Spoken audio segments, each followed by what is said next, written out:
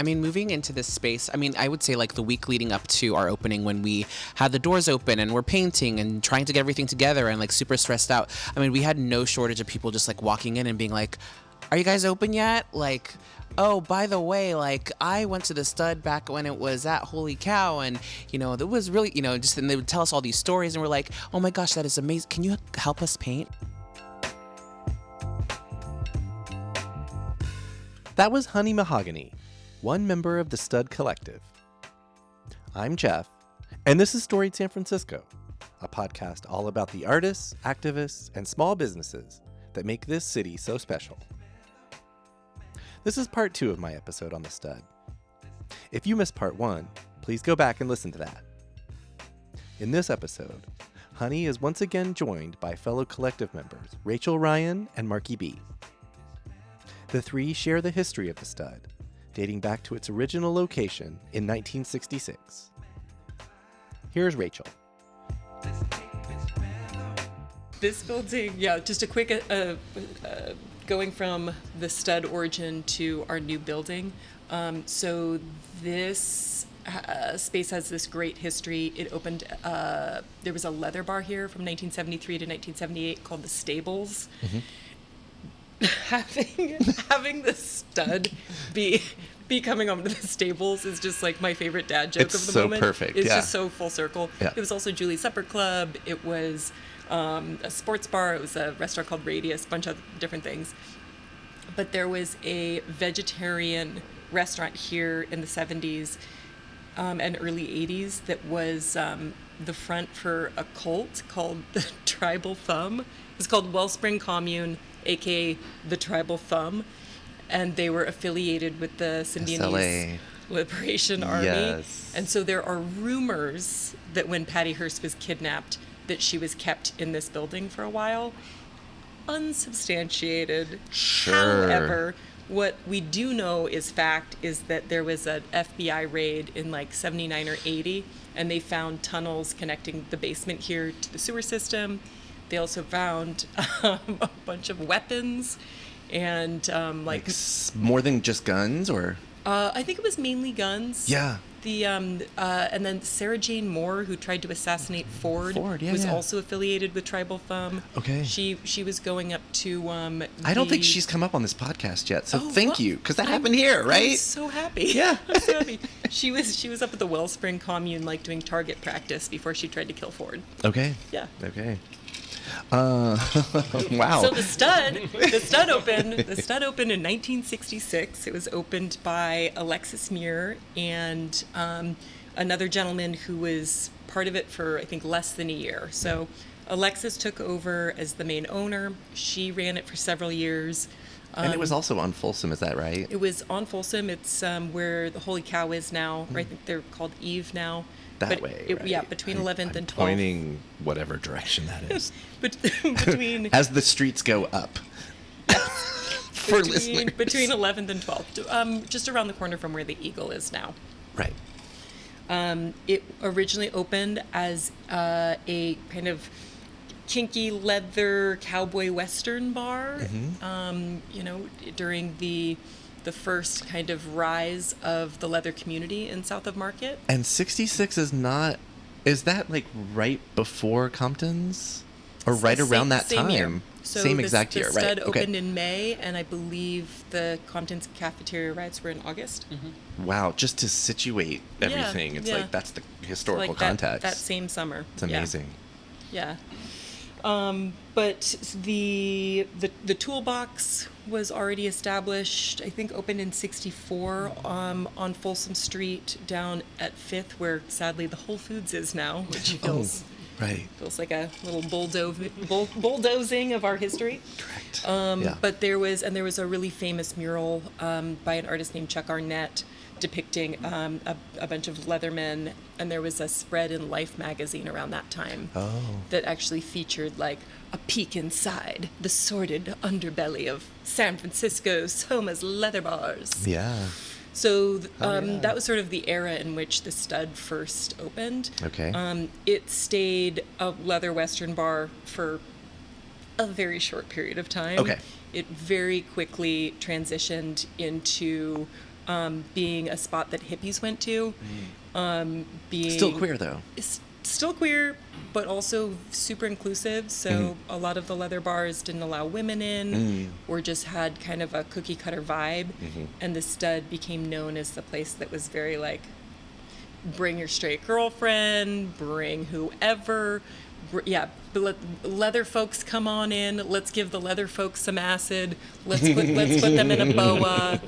It was also really like femme accepting too, because like the hair fairies, hairdressers, people who felt excluded from the hyper masculine scene, kind of could feel in with the hippies then. You know what I mean? Because the clone, kind of the developing clone look, was very super hard in terms of masculinity, in terms of kind of like putting your gay self away for a kind of sexual interaction, whereas kind of the more flamboyant people didn't really have a space along what was called the Miracle Mile of leather bars. So this kind over of here space along Folsom Street. Along Folsom Street.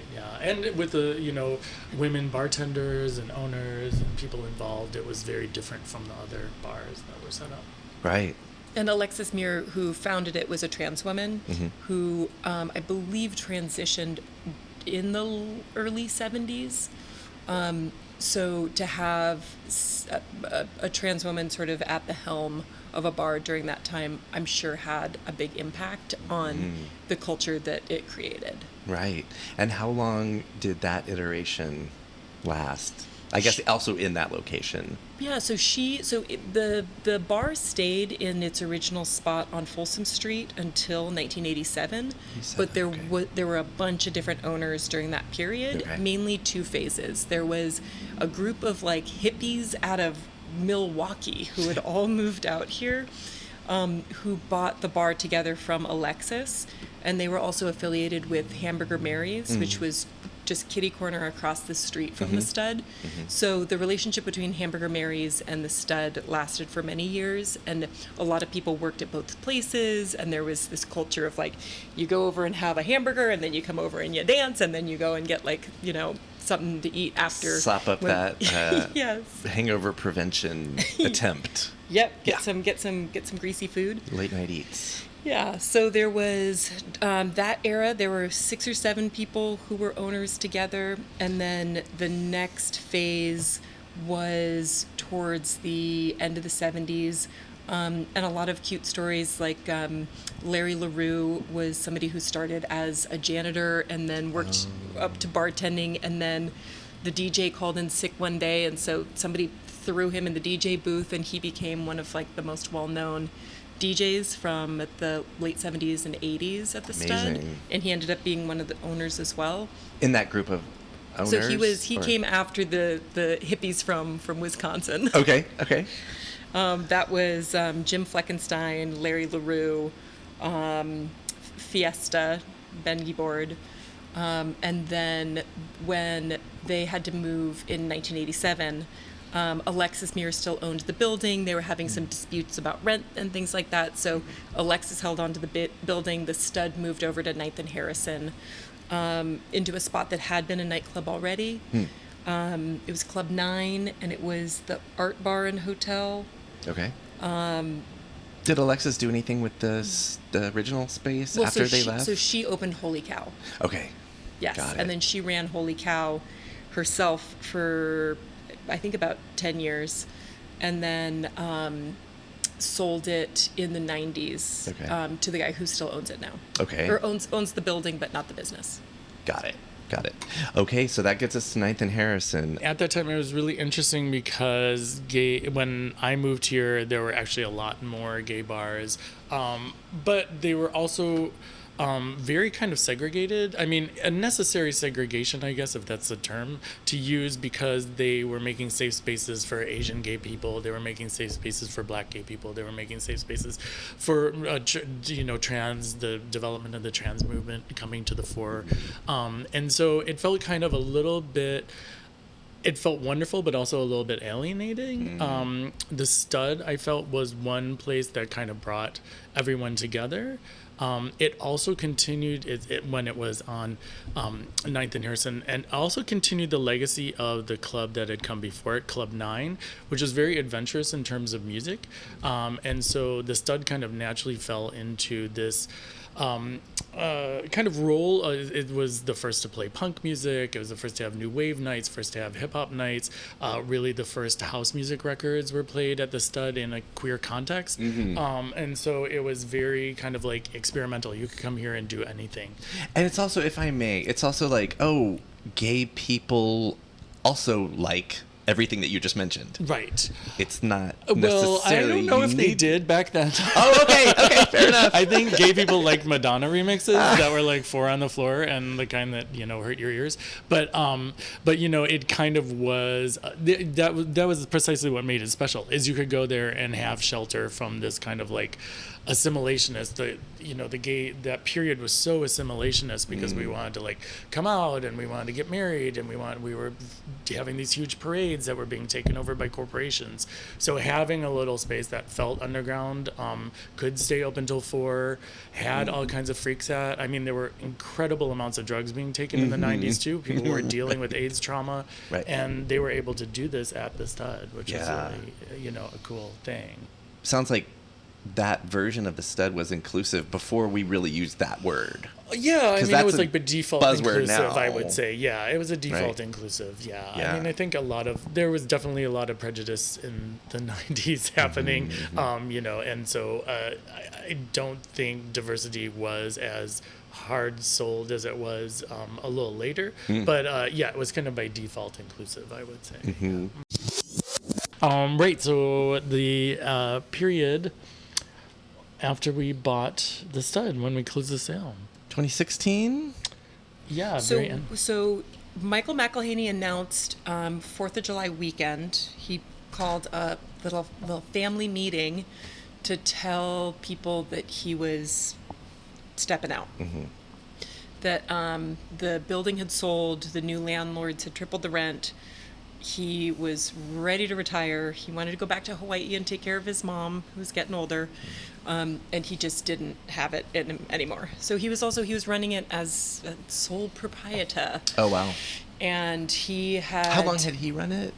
I believe he owned it for about 20 years. Okay. So he had taken over with Ben Gibbord, also known as Fiesta. But Fiesta passed away in 2013 unexpectedly. And so Michael was running it for many years on his own. And I think he was just exhausted. Tired. And so he basically said, it would break my heart to see it closed, but I don't have the fight in me to like take on this whole new set of challenges. Running a bar on your own is already hard enough. I can't be the one to do this. Given that, what was his reaction when, and I'm forgetting who it was, but you're like, someone had a plan already, right?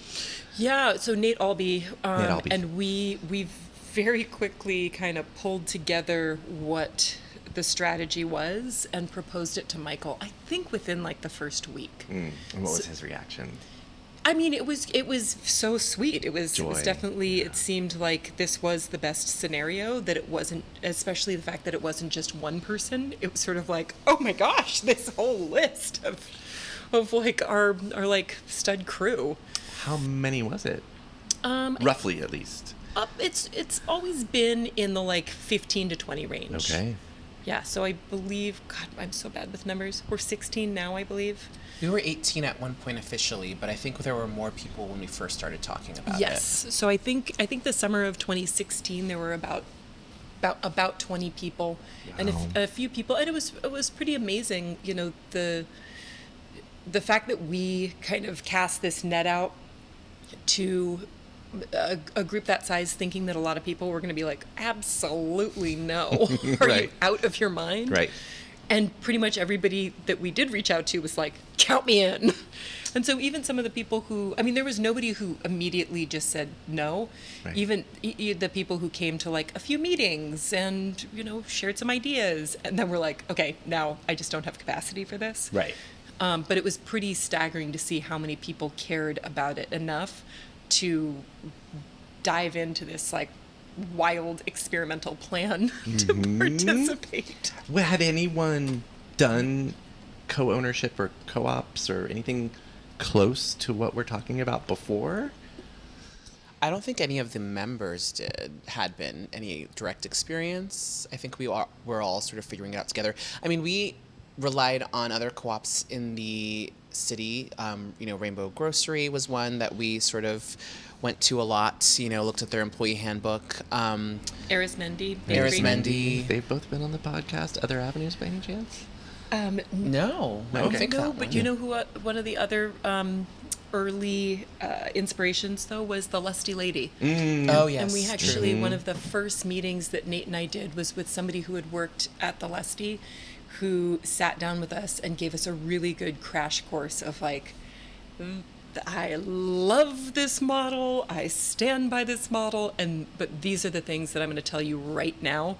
Like, don't fall into this trap, watch out for this, make sure you're good at this. That's great. What to do, what not to do. Right. Yeah. Yeah.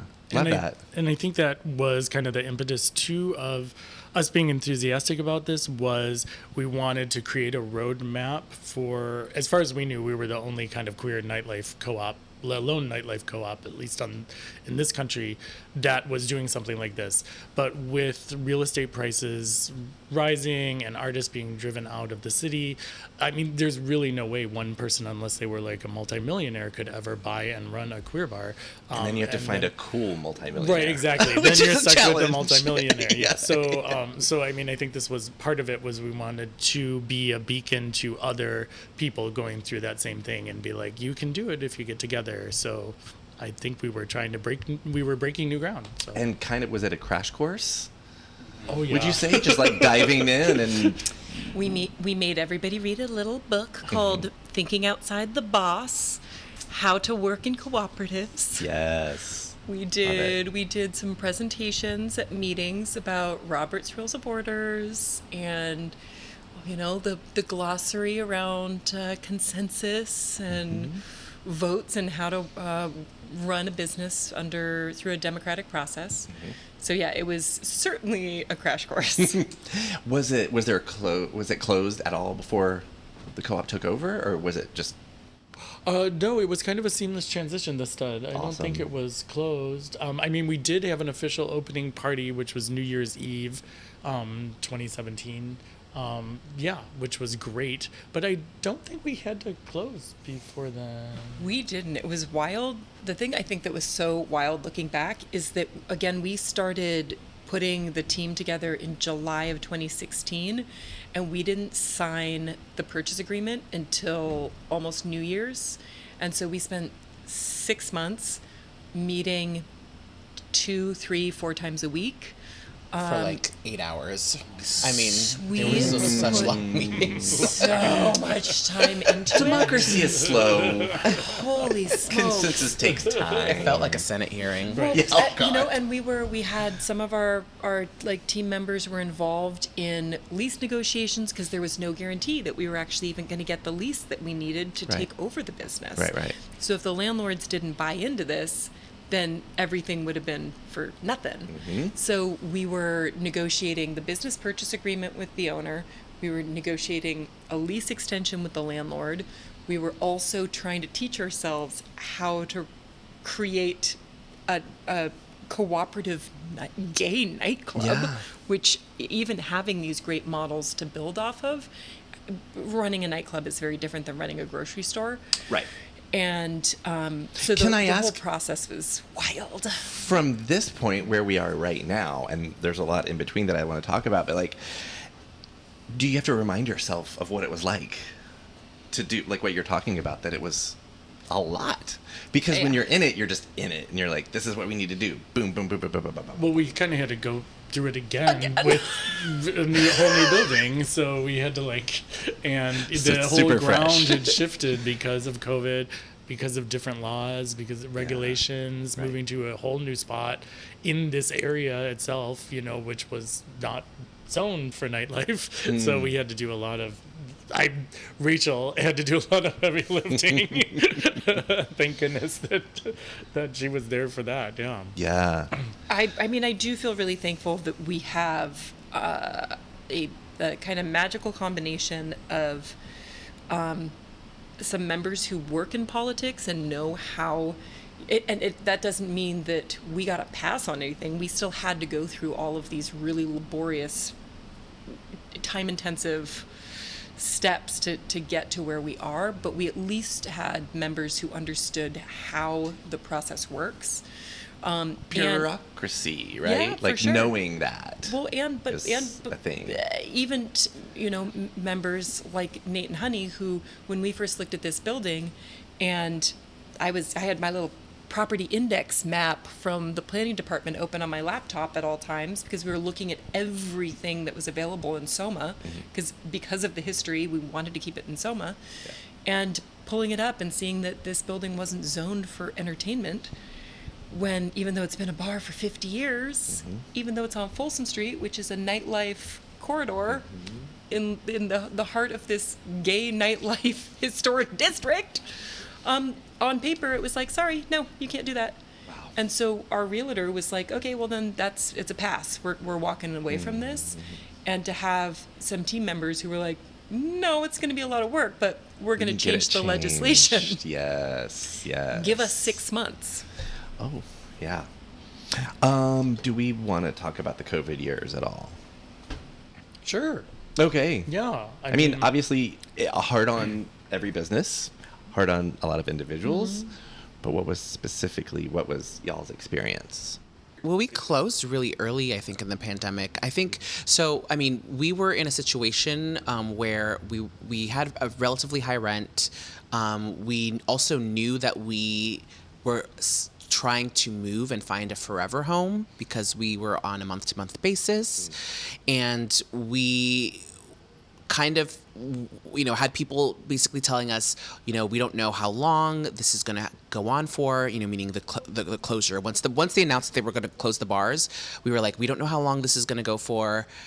We can't afford to spend, over $10,000 a month on rent when we're not bringing money in, and then expect to be able to actually move into a new space where we might have to do construction or, have all these fees that we have to buy licenses again and all of these things. So we made the decision at that time, that it was best to sort of close so that we could live, to survive to live another day. Yeah.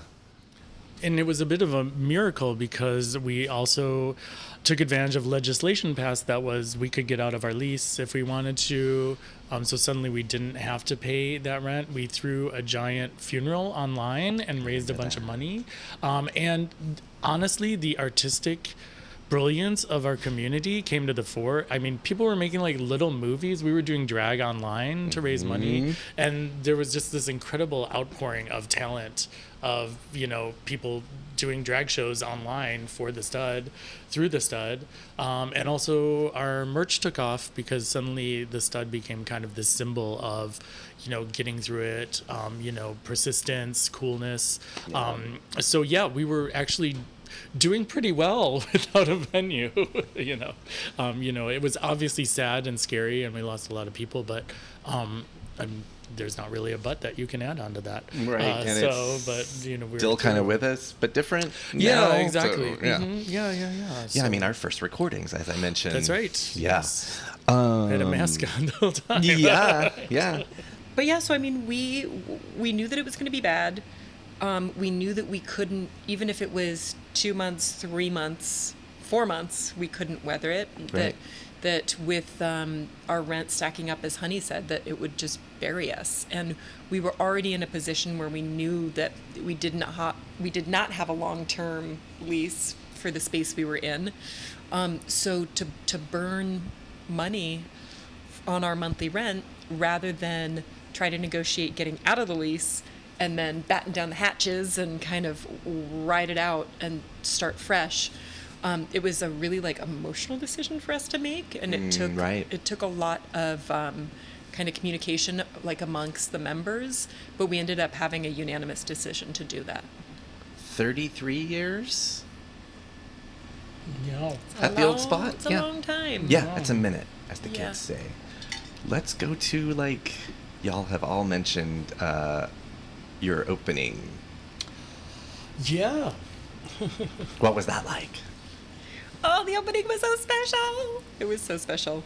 It was. Was that in May or April? It was April 20th. April 20th. Hilariously, there was lots of chuckles around the 420 date for our opening, but yeah, the day was so sweet and special. We really wanted to strategize like how we could get as many people through the door, because there were so many people who wanted to share in the celebration of Right. like this rebirth. I was really excited on the theme that we settled on, and I don't know if you are aware of this, but we did like a stud time machine theme. Our friend and colleague Maria Davis was like, I know, I've got this idea. I think it's kind of dorky. And she told us, and a lot of us were like, no, that's adorable. We love it. We love it. So the party started at 6 o'clock. It was the 60s. It was the Western era. And then 7 o'clock, it was the 70s. It was the disco era. It was the Coquettes. 80s was it's starting at 8 o'clock with new wave. So we were able to reach out to DJs and performers who either were playing music and performing during those times, or who did like tributes to those eras. And we also really, by starting it early, we were inviting some of like our queer elders to come, who did people who don't want to stay for a midnight show. That sounds like a fucking awesome party. I'm It sorry. was tremendous. It was so cool. It went off. There were elders here. I mean, people from the 60s, up through, the Tomorrow people. So it was like really, it was really cool. Yeah, it was stunning. It was so fun. Yeah. Yeah, and it was also like some of the people who came, it was their first time ever being at the Stud, because we'd been closed for Yes, 4 years, exactly. and there were all of these young queers who either came of age or who moved to San Francisco, during the pandemic or shortly after the pandemic, who had only heard about the legend of the Stud, and so they were actually here celebrating and enjoying, and it felt very much like the old Stud, like this melange of generations and people of all sorts of stripes, just coming together to have a good time. And the energy was really good. Like it was Yeah, it just was like perfect. so much positive energy. Yeah, it's on like 8-10 hours flew by really Oh my God. quickly. That makes me tired. Yeah. It sounds like a really amazing and possibly emotional. I don't know if we want to talk about that, but Sure, super emotional. yeah, it's a big fucking deal. I'll go on record. It's a big deal. It And is thank a you big all. deal. And It thank was you all. huge. Oh, thank you. Yeah. I mean, yeah. Well, especially Rachel, because I think Rachel was Yeah, like the one that Rachel was been holding it all huge. together. Yeah, Rachel has been the rock and Yeah. the glue. Like- totally. And The- all, yeah. I will admit, I do, sometimes just for my own like sanity, I have like a little bit of a mantra when I'm getting really stressed and overwhelmed, where I'll be like, it's just a bar, it's just a bar, everything's gonna be fine, it's just a bar. And then 2 days later I'll run into somebody who wants to tell me what the Stud means to them, and it kind of like pulls the rug out from under that, where I'm like, oh, it's not just a bar. No, this means so much to so many, Right. not just so many people, but so many generations of people. Yeah. My mom, who is like one of the biggest Stud cheerleaders ever, she wears her Stud sweatshirt to like the farmer's market, and she calls me and is like, I had 2 different people tell me very personal, emotional stories about the Stud Stories. today, I love not it. even knowing that I'm your mother. I love it. It's just such a, I don't know, like that like unifier across like so many different like communities and ages. It just is really beautiful and unique. Hell yeah. I mean, moving into this space, I would say like the week leading up to our opening, when we had the doors open and we're painting and trying to get everything together and like super stressed out. We had no shortage of people just like walking in and being like, are you guys open yet? Like, oh, by the way, like I went to the Stud back when it was at Holy Cow, and it was really, just, and they would tell us all these stories, and we're like, oh my gosh, that is amazing. Can you help us paint? Sure, but that, We but need to that get back to painting. that combo, I know. like, yeah, the people who are popping in, the number of people who like I met my husband at this stud. Yeah, lots of those stories. Totally. And then some of the volunteers who showed up, exactly what you were saying about the opening, but some of the volunteers who, I'd be like, oh my gosh, so what parties did you go to at the old stud? And they'd be like, oh, I've never been. I'm 22. Right. Oh. And you're like, oh my God, and you're choosing to come volunteer to help paint or, carry boxes or, pull staples out of the walls just because you have read about this thing, you've heard about this thing, and you know it's important and you want to be part of it. Yeah, it definitely has a reputation of all the things that y'all are talking about. It's the only way I've ever heard anyone talk about it. I've never heard anyone shit on it. Right. Is what I mean. Well, it also amped up the pressure because suddenly the stud opening was going to reverse the entire Doom Loop narrative and save San Francisco. Right. So it was like, okay, well, if we fuck this up, then everybody dies. But, it turned out that it went flawlessly. And I think it really did kind of restore people's faith in the city, that a success story was being led by queer weirdos, from every walk of life, rather than IKEA moving in, which I haven't heard a word about since it opened up. So I've heard more like, about their food hall. Yeah, than I have exactly. IKEA. So it's like, I feel like, okay, the stud can save it. Yeah, right. Even within the last year, though, I mean, we've got Rocco's Cafe, which is on the Love same them. block with us, which Yeah. is a historic, family-style Italian restaurant. And they have a new owner who's young and queer, and wow, awesome. we're already like building a relationship with Rocco's. He's Hell doing yeah. a late night menu all of a sudden, which Yes. is so exciting because The this hamburger neighborhood- Marys to now. Oh, yeah. Yes, Exactly. exactly. Could be, yeah. And we've got we have another queer-owned business that's going in across the street. So there is a Well, sense. don't forget about Decant. And there's Decant. Decant queer. Decant. It's Yeah. queer Okay. owned. Yeah. Okay. Right. Awesome. Yeah. So they definitely they beat us to being on this block of Folsom, but it just feels really good to be kind of building up this community here. And Cat Club. Sorry, I'm just gonna keep going. Cat Club, I know. I know. I mean, There's Folsom Randy. is a special stretch right Yeah, here, for sure. and Driftwood as Driftwood. well. Driftwood. And then further down, there's Right. Powerhouse and Right. Hole in the Wall. and Oasis. And, Yeah, Folsom is. The Eagle's Folsom- still there. Well, that's on Harrison. That's Just on kidding. Harrison. Oh, that doesn't count. Yeah. They're way That's- up there. they're by the Sorry, outside. we don't like Drawing a we're line in outside. the sand. We're the old No. neighborhood. That might as well be San Jose. Yeah, So- there's Lone Star and there's the Eagle as well. Oh my gosh! But like even our neighbor from LinkedIn, who's Right. this handsome older leather man, just walked Yeah. by with his dog, Yes. and he was one of the first people to like welcome me when I first got the keys to the building, and he was telling me about how this used to be the stables, and I was like, oh. It's too perfect. So this episode is going to come out on the 18th. What can you tell folks about events here? Maybe that week and beyond. Anything that's going on for Pride. I'm intentionally recording now and putting it out for Pride. I think it makes sense. So yeah, plug away. Perfect. I love that. We have been mainly just open on weekends as we got things up and running. During June, we're going to expand to our normal hours, which is going to be Tuesday through Sunday, opening at 5, closing at either 2 to midnight, midnight or 2, based on the day.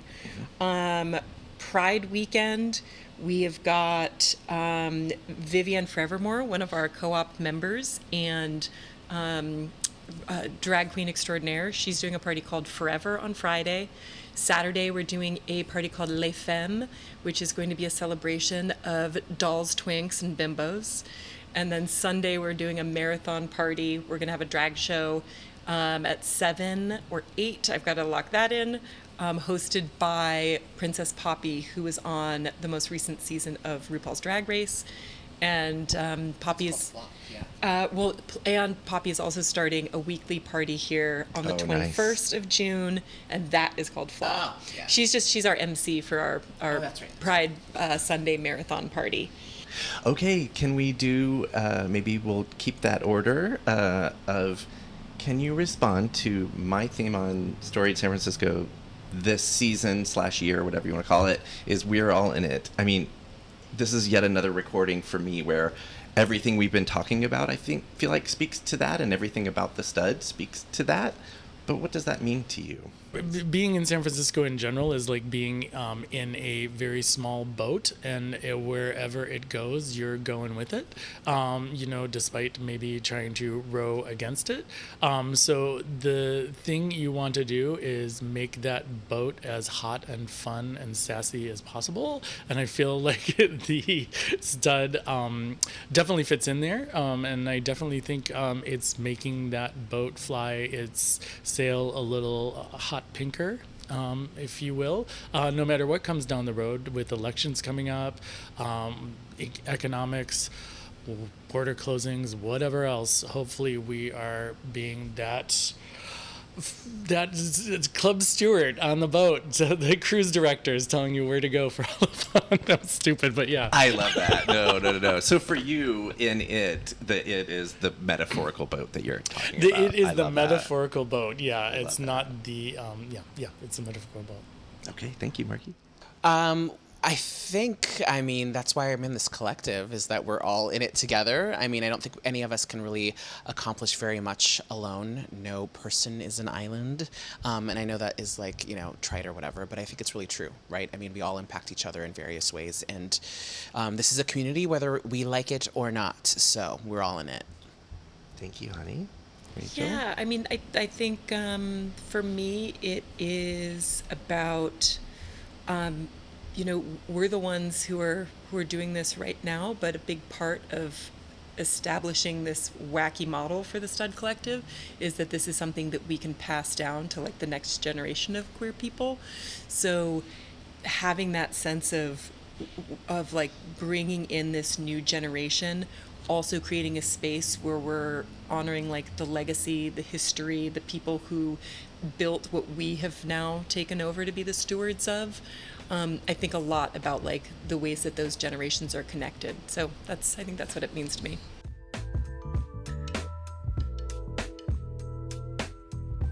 That was the Stud Collective's Rachel Ryan.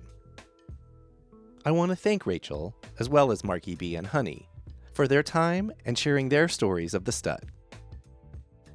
Next week on the podcast, meet Reem Asil of Reams, California. Episode 19 drops next Tuesday, wherever you get podcasts. Music for Storied San Francisco was produced, performed, and curated by Otis McDonald. Aaron Lim of Bitch Talk Podcast is our contributing producer. And the show is produced and hosted by me, Jeff Hunt. Now in our 6th season, we have more than 200 episodes available on our website, storiedsf.com, or wherever you listen to podcasts.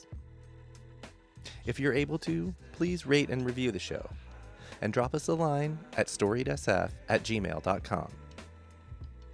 Thanks for listening. Keep rejecting those silly doom loop narratives about our city. Stay wacky, weird, healthy, and creative. And we'll see you next time on Storied San Francisco.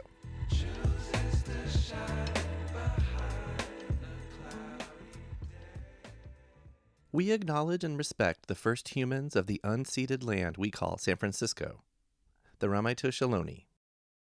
We condemn the genocide of these and other tribes across the Western Hemisphere. We honor their legacy and history, and we support rematriation and sovereignty efforts. This podcast is a proud member of the BFF.FM podcast network. Learn more at podcast.bff.fm. BFF.FM, best frequencies forever.